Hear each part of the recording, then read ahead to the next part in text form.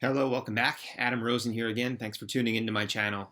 Today, I want to talk to you about a topic that I covered partially before.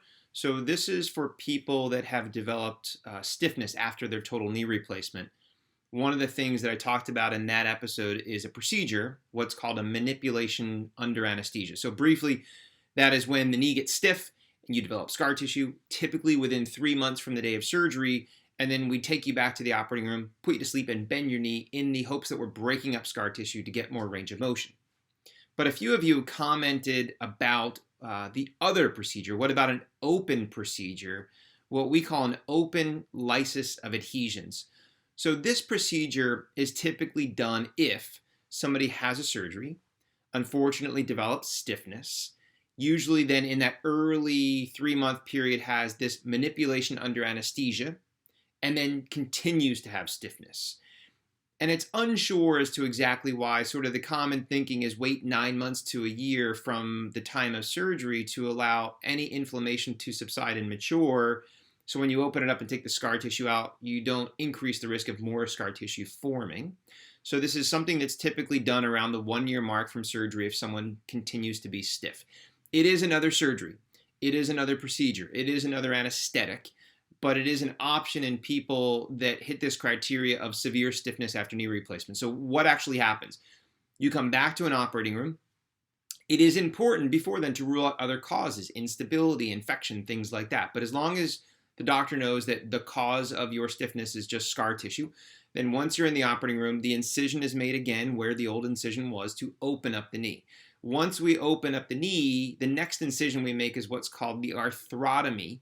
So your skin incision is straight up and down, and then your kneecap is there. So we have to make a cut around the kneecap to pull that out of the way, and then you're looking inside the knee joint.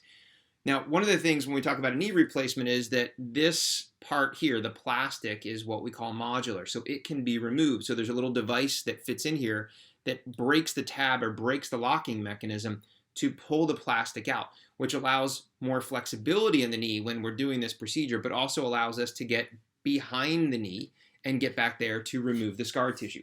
So that's one of the things we'll do is we'll remove the plastic, and then you're carving out the scar tissue, essentially, that when you look inside a normal knee, the lining of your knee, called the synovium, is the bag that surrounds your knee. It's why your knee gets water on the knee if you have an athletic injury or you have swelling from arthritis.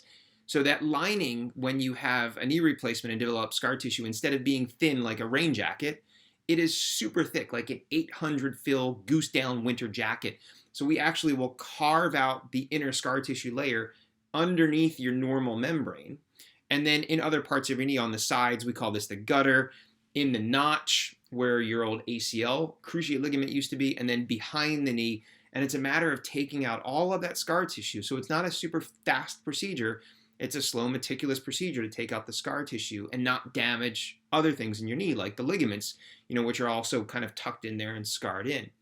Now, once all that's done, then we put a new plastic in. So the question is, what plastic insert did you have? They come in multiple thicknesses. So if you had the smallest thickness plastic, you can't go smaller. But let's say you have, the company starts with a 10, and you have a 12 millimeter thick plastic insert in there. One option the surgeon has is he or she can then put an 11 in or a 10 in, which brings that space or makes the space less tight. So there's the ability to straighten and bend the knee better if everything has gotten so scarred in that things have shrunk, like the ligaments have shrunk or the tendons have gotten really tight. And then once the new plastic insert is in there, the knee joint, that capsule gets closed, the skin gets closed, you get woken up and taken off to recovery, and then it's starting all over again. It's physical therapy 101. People always ask, will it be as hard or similar? Well, if you got stiff, you probably had a hard recovery to begin with.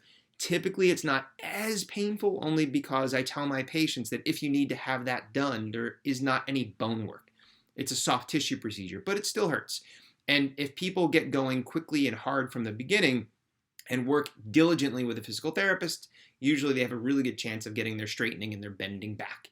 So again, this is just kind of covering that second procedure topic. If you're unfortunately one of these people that develops stiffness after knee replacement, what we term arthrofibrosis, and you have failed therapy, you've failed a manipulation under anesthesia, and you're hitting that 1 year mark and you're still unhappy, this is something to discuss with your surgeon. They may have discussed it with you of doing what's called an open lysis of adhesions to go in and essentially carve out the scar tissue in an attempt to get you better range of motion. So thank you again for watching. Hope you have a good and excellent recovery.